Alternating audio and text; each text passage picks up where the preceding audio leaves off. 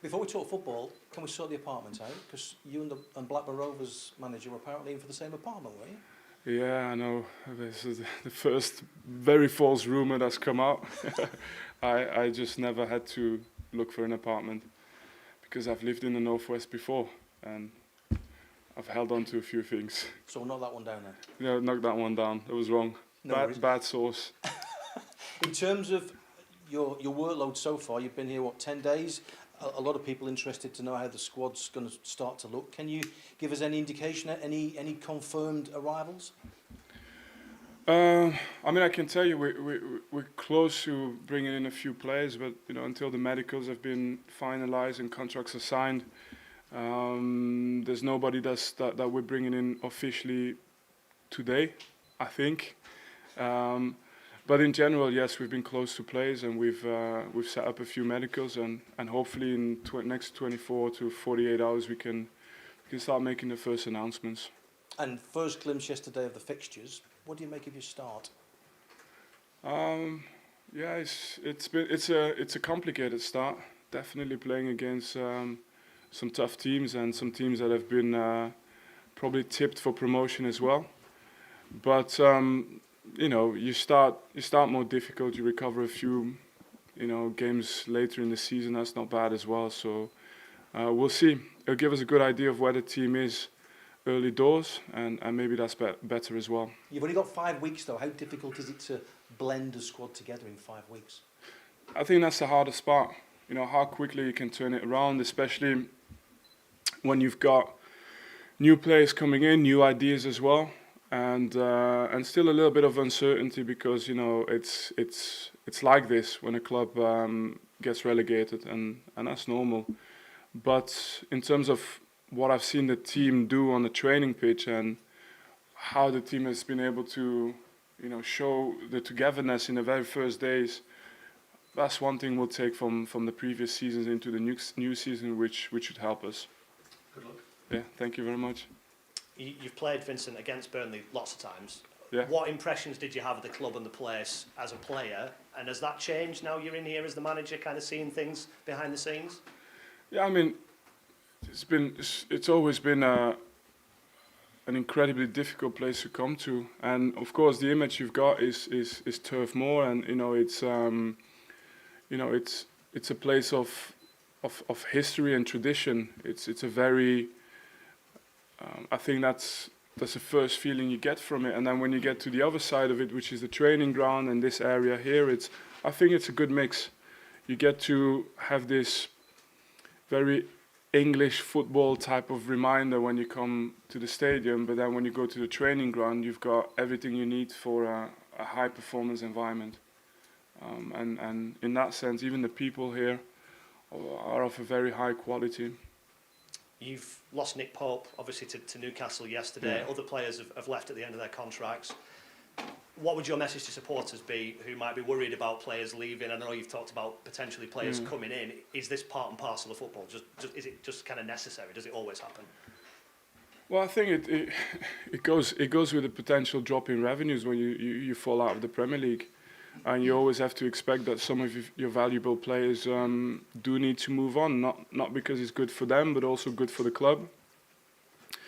But it's a team with some experienced players, some depth in quality as well.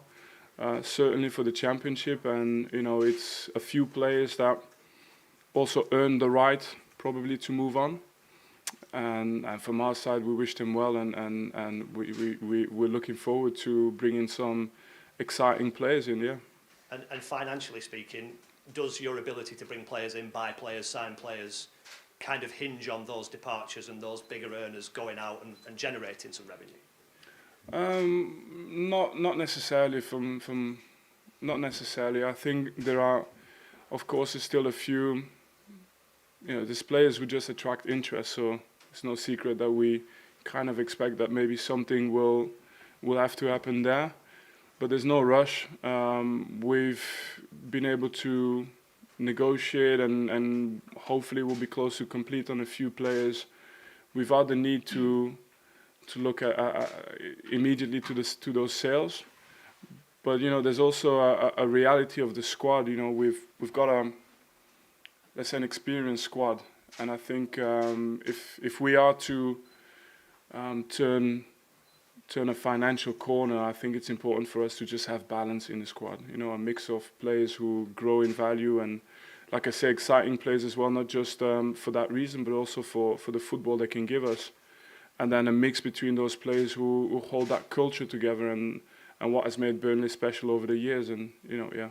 And before I get shot for a fourth question, what's the brief, what's the aim, what's the chairman said to you that you need to be achieving? We've had very...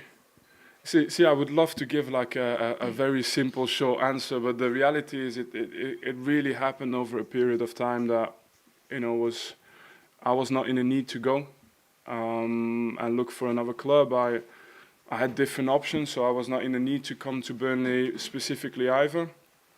And we just started talking, you know, mid-term, long-term, short-term, talking about the problems that the club was facing in the short term, talking about the opportunities, and it's just how open that the chairman, the ownership, and other people within the club were to me that made me that convinced me to come to the club. So I can tell you the short answer, which is, you know, the ambition is always, as you come down, to go back up. But the reality is that if it doesn't happen, I think we're in a very calm position because we know what to do with the debt. We know how to create value. We know how to grow the club. And if you look at some of the best examples in the Premier League, and name me the best examples of well-run small clubs in the Premier League. No, it's a question to you, like putting you on the spot. Well, traditionally Burnley have been one of those. Yeah, exactly. We've been, but you know, it's a transition period. So now it's about how we get back there. So you'll name most likely the Brentfords of this world and the Brightons of this world, and you know, these clubs didn't just go and make a big statement, let's go Premier League, and it jumped in from one year to another. You know, it's about the recruitment you do, it's about the players, you know, how you develop the players. And then, you know, it's not rocket science. The hardest part about football is just keeping people calm. That's the rest of it. It's mostly, you know, steering a course that's clear. Doing my best to stay calm. Thank you. I'll remind you of that. Hi, Vincent. Just sort of following on from that, what sort of was the nature of your conversations with the chairman when you were deciding to come here? How much of a role did he have to play? And are you sort of on a shared path in how you see the future of the club? Yeah, so I met, I think, 4 or 5 people before even committing. And there was a consistency in what they were saying. There was extreme transparency. And we spoke about solving the problems that the club has on a short term with bringing in football solutions, and that for me. And look, I'm still a young manager, and you come into, and I'm trying to explain you from my side. You come into the other side of the game, and when you used to be a player, you know, you score a few goals, you have a few good performances, and you know, you get to make choices for money or choices for trophies, and you know, and if you're lucky, you get both. But when you're a manager, it's different. You rely so much on people around you. You rely so much on the time to work and develop and show the work you do. And so you have a choice between different pathways. I could go one pathway where you hop from one club to the other and hope that you reach the Holy Grail, you know, because you've just landed in the right squads, or you try and find people that, you know, you think. And that was my take on it. I thought that the level of transparency, the way that we discuss short term, mid term, long term, you know, it's not, like I said, it's not rocket science. It's like any other thing in life. Is if you apply yourself and you bring you get the necessary time, and you know, my contract reflects that. I've signed 4 to 5 year contract.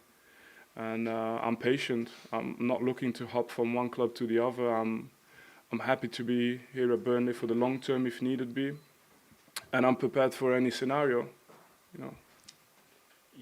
You'll have found probably in your managerial experience already, and you'll certainly find it this summer, that everybody wants 5 signings a day between now and the start of the season. Yeah. How sort of big a job do you see in terms of perhaps number of players coming in, and are there sort of any specific positions you feel needed to address urgently? Yeah, I mean, talking about specifics, look, I think there's still some positions who are pending on potential exits or not.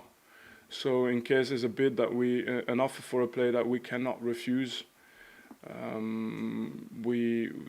way we work at least towards it is that we activate a lot of options that we have, a lot of players that we've recruited. We've got a recruitment staff who's going through hundreds of players a day, I reckon.